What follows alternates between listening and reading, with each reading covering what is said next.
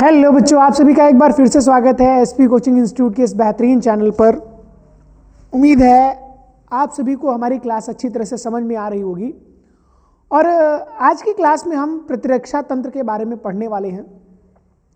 तो बिना देरी किए हुए आज हम क्लास को स्टार्ट करेंगे। तो सबसे पहले हम किस चीज़ के बारे में पढ़ने वाले हैं आज, वो समझते हैं यहाँ पर, है ना।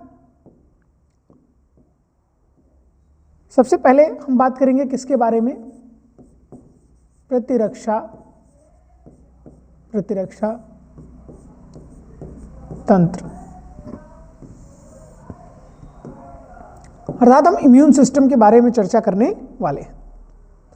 अब देखिए, प्रतिरक्षा तंत्र का अर्थ क्या है कि जो हमें सुरक्षित कर रहा है या हमें जो सुरक्षा प्रदान कर रहा है। अगर सिंपल सी भाषा में कहें तो रोगों से लड़ने की क्षमता को ही, या शरीर द्वारा रोगों से लड़ने की क्षमता को ही क्या कहते हैं, प्रतिरक्षा तंत्र। क्या कहते हैं, प्रतिरक्षा तंत्र, या फिर प्रतिरक्षा कहते हैं। और ये कार्य होता है प्रतिरक्षा तंत्र का। तो कहेंगे रोगों से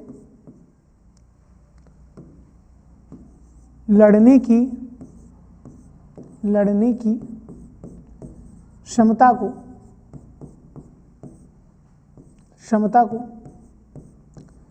प्रतिरक्षा कहते हैं। अब देखिए, इसके लिए दो चीजें आपको बहुत ज्यादा जरूरी है जो आप जाने, जिसमें सबसे पहली बात कि कौन कौन नुकसान पहुंचा रहा था। अब उनको हम क्या कह रहे थे, ठीक है। जैसे आप जानते हैं, पहला नाम आप बैक्टीरिया, पहला नाम कौन सा आता है, बैक्टीरिया।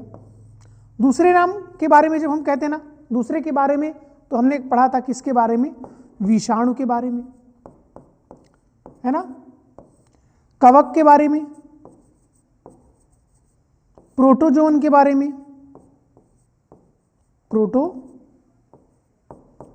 के बारे में, तथा अन्य। इनके बारे में हमने क्या कहा था कि ये क्या कहलाते हैं, पैथोजन। इन्हीं ही तो हम क्या कह रहे थे,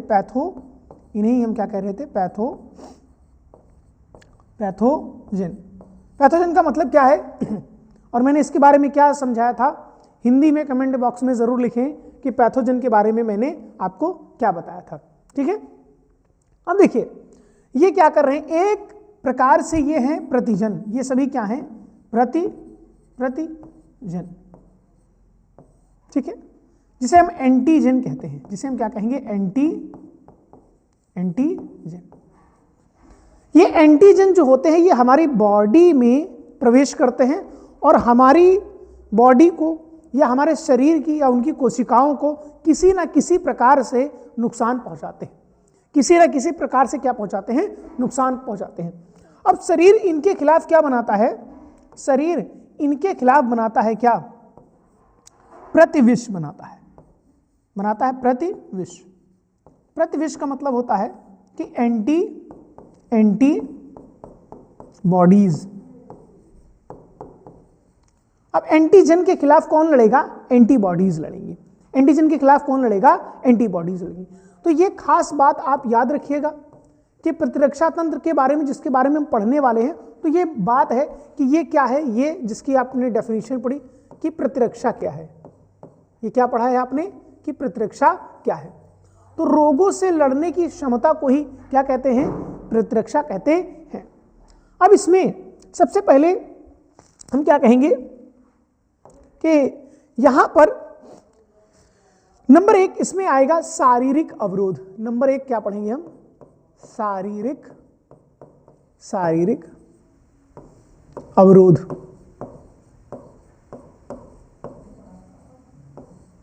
अब जब हम शारीरिक अवरोध के बारे में अध्ययन करते हैं तो सबसे पहले नंबर 1 पर कहेंगे कि क्या आएगा, त्वचा। क्या आएगी, त्वचा। सबसे पहले किसके बारे में पढ़ेंगे हम लोग, त्वचा के बारे में। शारीरिक अवरोध में मैंने क्या सबसे पहले बोला आपको? त्वचा। देखिए, जब हम बाहर से सबसे पहले बात करते हैं तो हमारी जो त्वचा होती है हमें सुरक्षित रखने का कार्य करती है। अगर आप सोचिए शरीर पर अगर त्वचा उपस्थित ना हो तो छोटे मोटे जो धूल के कण या छोटे मोटे जो बैक्टीरिया है वो अपना बहुत बड़ा प्रभाव डाल सकते हैं, जिसके कारण हम कहते हैं त्वचा हमें क्या कर रही है? सुरक्षित रखने का कार्य कर रही है। कह रहे हैं यदि त्वचा ना हो तो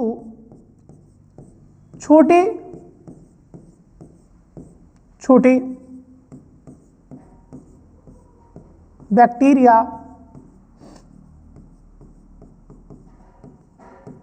या यूं कह दें पैथोजन, क्या कह दें?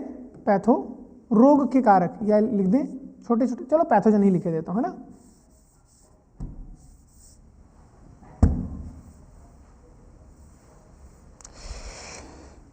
लिखेंगे या पैथोजन, है ना, पैथोजन अपना वृहद प्रभाव डालते हैं। अपना वृहद की जगह लिख ले अपना अधिक प्रभाव दिखाते हैं, अधिक प्रभाव दिखाते हैं तथा शरीर में क्या उत्पन्न करते हैं? तथा ये शरीर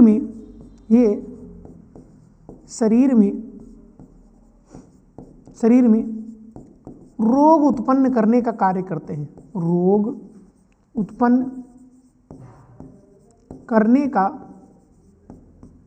कार्य करते हैं। अब देखिए, शरीर पर मैंने कहा शरीर पर यदि त्वचा उपस्थित ना हो तो छोटे मोटे जो बैक्टीरिया वगैरह होते हैं ना, ये भी क्या करेंगे? अपना बड़ा ही बुरा प्रभाव डालेंगे, बहुत बुरा प्रभाव डालेंगे, जिससे शरीर को हानि होगी। फिर इसके बाद कहते हैं, इसी में एक और आएगा जिसे म्यूकस कहते हैं। इसे हम क्या कहते हैं? म्यूकस। ठीक है, म्यूकस। अब जो ये म्यूकस होता है, ये जैसे श्वसन पथ वगैरह होता है, ठीक है, श्वसन पथ के अंदर क्या होता है? म्यूकस, यानी श्वसन पथ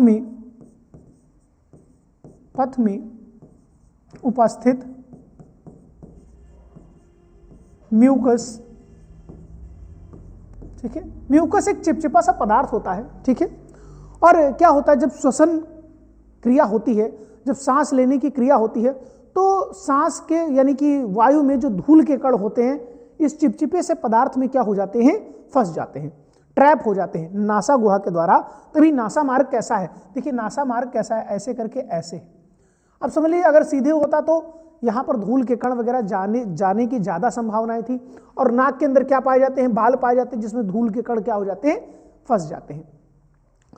तो नासा गुहा में जब वायु प्रवेश करती है तो म्यूकस से होकर के जाती है। अच्छा, म्यूकस का खास एक और काम होता है कि ये गर्म वायु को ठंडा कर देता है और ठंडी वायु को क्या कर देता है?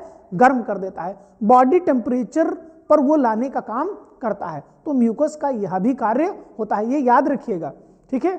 तो हम कहेंगे श्वसन पथ में म्यूकस की उपस्थिति से धूल के कण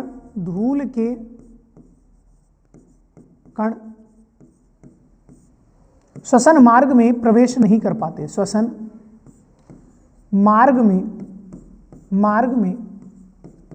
क्या नहीं कर पाते बेटा? प्रवेश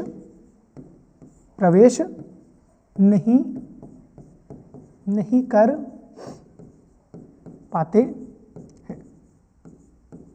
ठीक है। ये श्वसन मार्ग में प्रवेश नहीं कर पाते हैं। अच्छा, एक और बात जो मैं आपको बता रहा था अभी कि यही म्यूकस क्या कर देता है कि यदि वायु क्या है बेटा? वायु क्या है? गर्म है, तो उस गर्म वायु को क्या कर देता है? ठंडा। क्या कर देगा? ठंडा। अगर वायु क्या है? दूसरे स्थान पर यानी दूसरे नंबर पर लिखेंगे, अगर यही म्यूकस कहेंगे क्या, यही म्यूकस क्या कार्य करेगा, अगर कोई वायु क्या है, ठंडी है, ठंडी है, तो उसे क्या कर देगा, ये गर्म करने का कार्य करता है। ये क्या करने का कार्य करता है, गर्म करने का कार्य करता है। जैसे आप जानते हैं वाइब्रेशंस वगैरह होते हैं, तो म्यूकस में भी वाइब्रेशंस होते हैं, जिसके कारण क्या हो, ठंडी वायु क्या हो जाएगी, गर्म हो जाती है, ठंडी वायु क्या हो जाती है, गर्म हो जाती है। और इसे बॉडी टेम्परेचर पर लेके आते हैं, बॉडी टेम्परेचर पर लेकर रखे आता है। ठीक है, टेम्प लिखे दे रहा हूं, यानी शरीर के ताप पर, शरीर के ताप पर, ताप पर, यानी बॉडी टेम्परेचर पर उसे लेकर के आया जाता है। तो उम्मीद है ये वाला आपको पॉइंट भी आपको अच्छी तरह से समझ में आया होगा। पिछले वाली स्लाइड पर जो था वो इसके लिए 1 लिखा था आपने, तो इसके लिए क्या लिखेंगे आप, सेकंड पॉइंट, इसके लिए क्या लिखेंगे आप, सेकंड पॉइंट, है ना। फिर इसमें कहेंगे कि अगर आगे वाली स्लाइड पर जाते हैं तो हम कहेंगे कि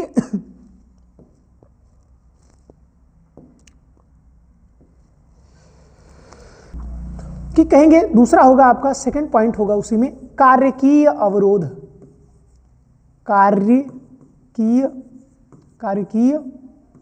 अवरोध।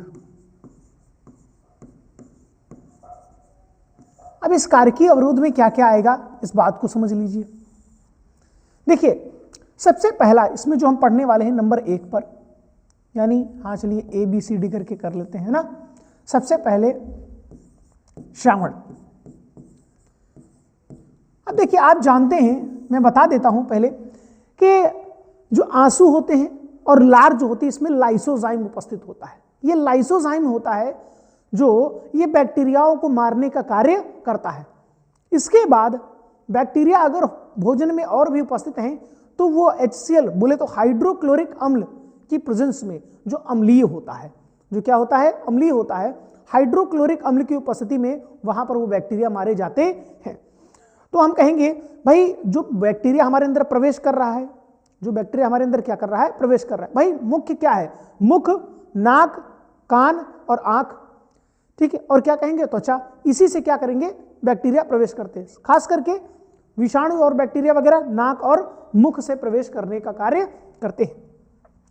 अब यहां कहेंगे सिक्रीशन। सिक्रीशन में हम कहेंगे, जैसे कहेंगे लाइसोजाइम। लाइसोजाइम जो उपस्थित होता है वो कहां कहां, ये लिखेंगे, ये पसीने, ठीक है, और कहां लिखेंगे, आंसू, ठीक है, आंसू, और कहां लिखेंगे, और इसके साथ लिखेंगे पसीने, आंसू और लार। लार में उपस्थित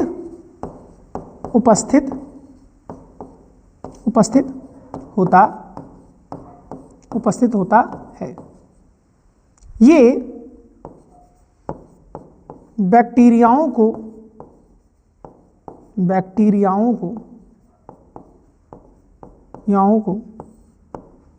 मारने का कार्य, बैक्टीरियाओं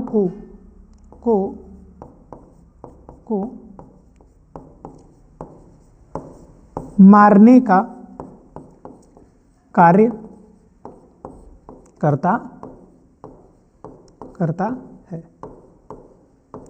ये क्या करेगा, बैक्टीरियाओं को मारने का कार्य करता है। कौन बेटा, लाइसोजाइम। ये कौन करेगा, लाइसोजाइम। इसी प्रकार से जब हम HCl की बोले तो हाइड्रोक्लोरिक अम्ल, क्या बोलेंगे इसे, हाइड्रोक्लोरिक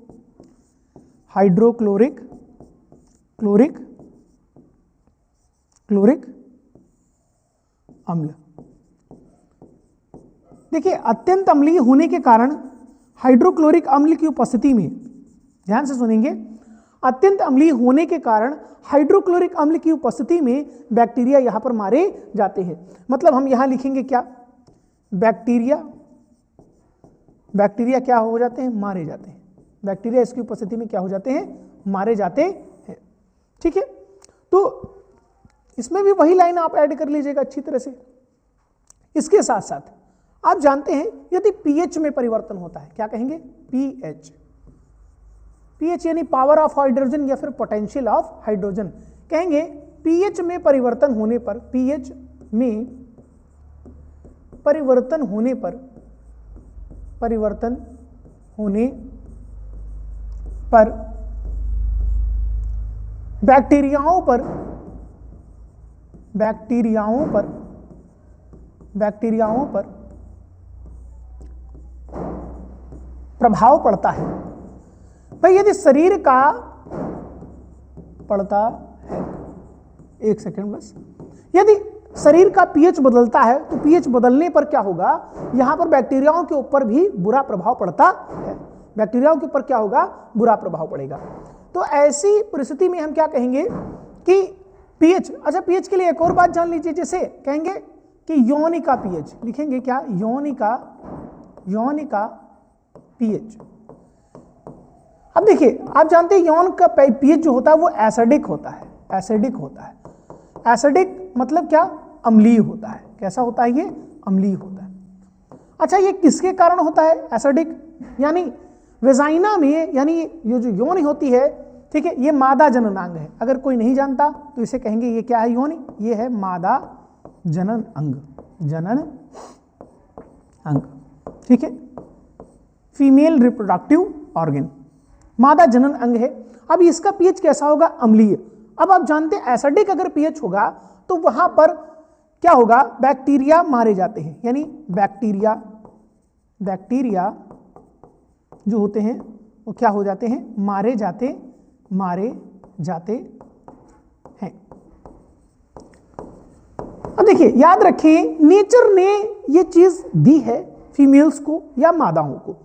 अब आप जानते हैं जैसे अगर कोई स्त्री गर्भ का धारण करती है तो वेजाइना के माध्यम से भी बच्चे में इंफेक्शन हो सकता है, वेजाइना के माध्यम से भी बच्चे में क्या हो सकता है, इंफेक्शन हो जाता है। अब वेजाइना में पाए जाने वाले क्या बेटा, बैक्टीरिया, ये कौन से बैक्टीरिया होते हैं, इनको कहते हैं लैक्टोबैसिलस। ये कौन से होंगे, लैक्टोबैसिलस, बैसिलस, कौन से होंगे, लैक्टोबैसिलस। तो ध्यान से समझेंगे कि वेजाइना जो होती है, वेजाइना में जो बैक्टीरिया पाए जाते हैं वो लैक्टोबैसिलस बैक्टीरिया कहलाते हैं। यही बैक्टीरिया कर्ड यानी दही में भी पाए जाते हैं।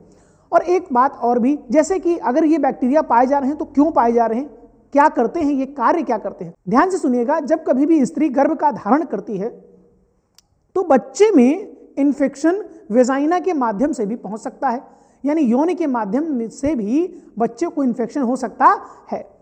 बच्चे को इंफेक्शन ना हो वहां पर लैक्टोबैसिलस आ जाते हैं। लैक्टोबैसिलस क्या कर देते हैं, वेजाइना का पीएच एसिडिक कर देते हैं। आप जानते हैं एसिडिक मीडियम में बैक्टीरिया सक्रिय नहीं होते, अर्थात अम्लीय माध्यम में बैक्टीरिया जो होते हैं वो सक्रिय नहीं होते या फिर एक्टिव नहीं होते या फिर वो मारे जाते हैं।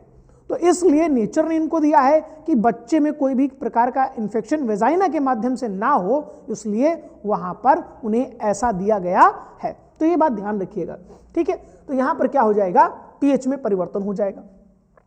आप जानते हैं डिजीज को पढ़ने के टाइम हमने एक चीज पढ़ी थी, नाम था उसका बुखार। बुखार को फीवर बोलते हैं, ठीक है, बुखार को क्या बोलेंगे, फीवर, ठीक है। इसको एक और नाम से पायरेक्सिया के नाम से भी जाना जाता है, ठीक है। इसीलिए इनके ड्रग्स को एंटी पायरेटिक भी कहते हैं। अब देखिए यहां पर कहेंगे कि शरीर द्वारा यह रिस्पॉन्स होता है,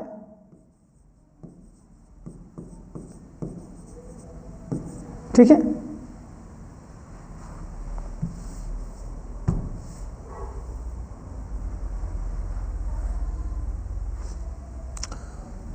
शरीर द्वारा यह प्रतिक्रिया होती है, प्रतिक्रिया होती है जो किसी भी प्रकार के बुरे प्रभाव को प्रभाव को प्रदर्शित करती है, प्रदर्शित करती है। क्या करेगी? प्रदर्शित करेगी। याद रखिएगा कि जो फीवर होता है, फीवर कोई भी डिजीज नहीं है। नोट पॉइंट में आप बना करके लिख सकते हैं कि नोट पॉइंट में कि बुखार रोग नहीं होता, बुखार रोग नहीं होता है। मैंने कहा कि बुखार कोई रोग नहीं होता, यह शरीर के द्वारा इम्यून रिस्पॉन्स है। ठीक है, शरीर प्रतिक्रिया करता है जिसके कारण फीवर आता है। यह एक प्रकार की सूचना है कि शरीर में किसी न किसी प्रकार की कोई ना कोई आघात हुआ या त्रुटि हुई है। तो नहीं होता, यह एक प्रकार का ठीक है प्रतिरक्षी अनुक्रिया है, प्रतिरक्षी अनुक्रिया है। यानी एक प्रकार का क्या है? ये इम्यून रिस्पॉन्ड है। ये क्या है? एक प्रकार का इम्यून रिस्पॉन्ड है। ये बात याद रखेंगे। चलते हैं आगे। अब हम कहेंगे कोशिकीय अवरोध। इसके बाद आपका आएगा क्या? कोशिकीय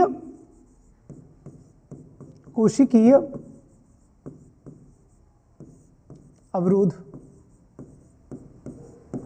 अब कोशिकीय अवरोध में हम क्या कहेंगे? ध्यान से सुनिएगा, ये थर्ड पॉइंट है। ठीक है, ये आपका कौन सा पॉइंट है? Third point. कोशिकीय अवरोध में जब हम कहेंगे तो आप जानते हैं WBC और नेचुरल किलर सेल्स। ठीक है, तो हम कहेंगे इसमें कि कोशिकीय अवरोध में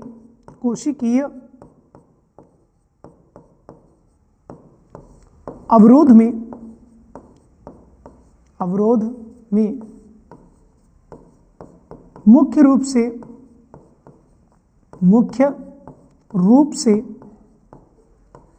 WBC अर्थात इन्हें क्या कहते हैं? श्वेत रक्त कणिकाएं। ठीक है, और इसके साथ साथ कौन सी? नेचुरल किलर सेल्स, यानी कि प्राकृतिक मारक कोशिकाएं, प्राकृतिक मारक कोशिकाएं।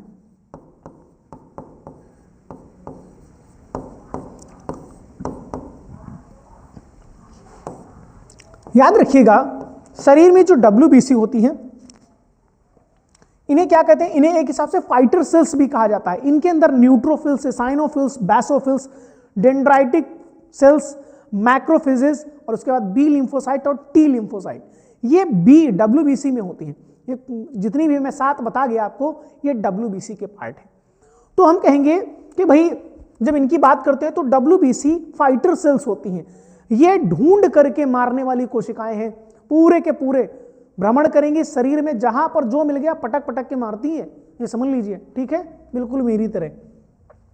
अब देखिए, तो यहां पर ये क्या करेंगे? शरीर में यदि सर्कुलेटरी सिस्टम में जाते हैं, वहां पर अगर सेल्स मिलती है तो नेचुरल यानी neutrophils, one of the most powerful, ये समझ लीजिए आप, one of the most powerful cells होती हैं कि ये भक्षण कर सकती हैं, और ये ऊपर के सेल्स को ब्रेक करके जब भक्षक कोशिकाएं आ जाती है तो उसे खा जाती हैं। ठीक है, और याद रखें जब आप पढ़ेंगे ना आगे WBC के बारे में तो और भी अच्छा लगेगा, और भी समझ में आएगा। तो WBC को यहां जो आपको याद रखना है, ये क्या करते हैं? ये हमें सुरक्षित रखने का कार्य करते हैं, और ये फाइटर सेल्स कहलाती हैं, यानी शरीर में अन्य पैथोजन से लड़ने का ये काम करती हैं। और ये किलर सेल्स होती जो मारने का कार्य करती हैं, जो हमें सुरक्षित रख, कोशिकीय स्तर पर हमें सुरक्षित रखने का कार्य कर रही हैं। ठीक है, इसके बाद जब आएगा तो चौथे नंबर पर आपका आएगा साइटोकाइनिन। चौथे नंबर पर आपका आएगा कौन? साइटोकाइनिन। इसी पेज पे लिखे दे रहा हूं और अपनी बात को खत्म करूंगा। कहेंगे साइटोकाइनिन अवरोध। साइटोकाइनिन काइनिन अवरोध।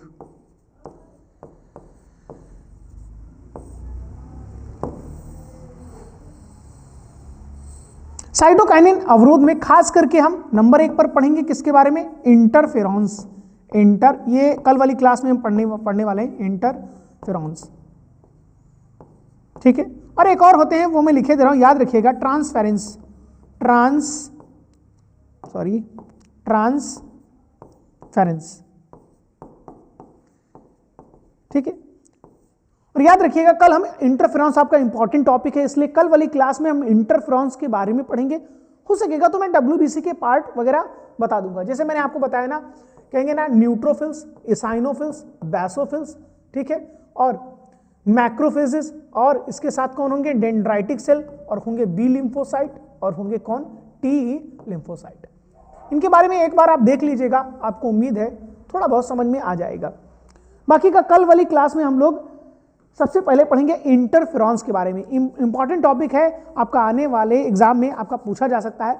तो अगर आपको ये क्लास बहुत अच्छी तरह से समझ में आई है तो हमारे चैनल को लाइक करें, सब्सक्राइब करें, और ज़्यादा से ज़्यादा लोगों को ये बात शेयर करें।